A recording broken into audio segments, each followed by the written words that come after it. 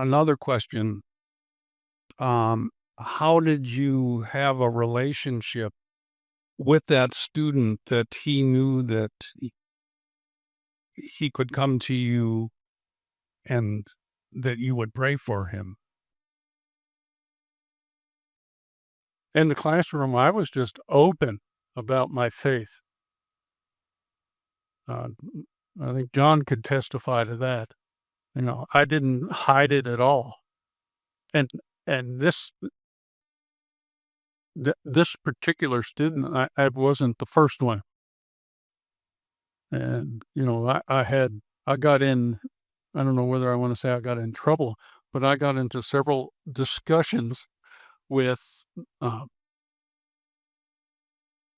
fellow, quote, Christian from other denominations who thought I shouldn't be so open about my faith, you know, because you can't do that. The law says, you know, and I am very well aware of the law and the Constitution because I taught it. And so they couldn't buffoon me. They couldn't bully me. And that's what non-Christians will do. They will try to bully you to say, you can't. And that's okay. But what we have to do in the area of communication, we have to know what we can do. We have to know where that envelope is so we can push up to it if we have to.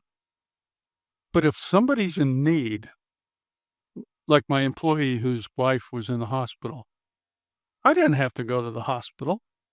I asked permission to pray for them. And I don't know whether they went to church. I honestly didn't. I didn't know him that well. That was early in my career in that city. But he gave me permission, and I prayed over him, his wife, his children, over the doctors, just like that guy did for me. And it didn't bother me to do that. And I developed a relationship with that guy over the 3 years that I stayed there. But what I'm talking about is being effective in a ministry in the workplace. We don't have to beat people over the head with the Bible. Non-Christians don't care how many verses you know, but they want to know how your Jesus will lift you up in times of crisis and how different you go through a crisis from them.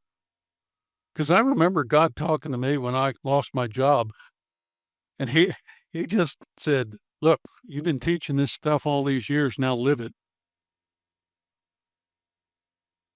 It's one thing to preach it, it's another thing to walk through it. And then when you walk through it, I've had times where people have lost their jobs, particularly in East Texas, because of the oil field. And they would be almost in tears, and I said, "Well, here's what you got to do." And I said, then put feet to your prayers. We're going to talk about praying, and we'll talk about putting feet to your prayers. God never intended us to pray and then sit back on our laurels and say, "Oh, it's taken care of." There are certain times we have to do that, put feet to our prayers.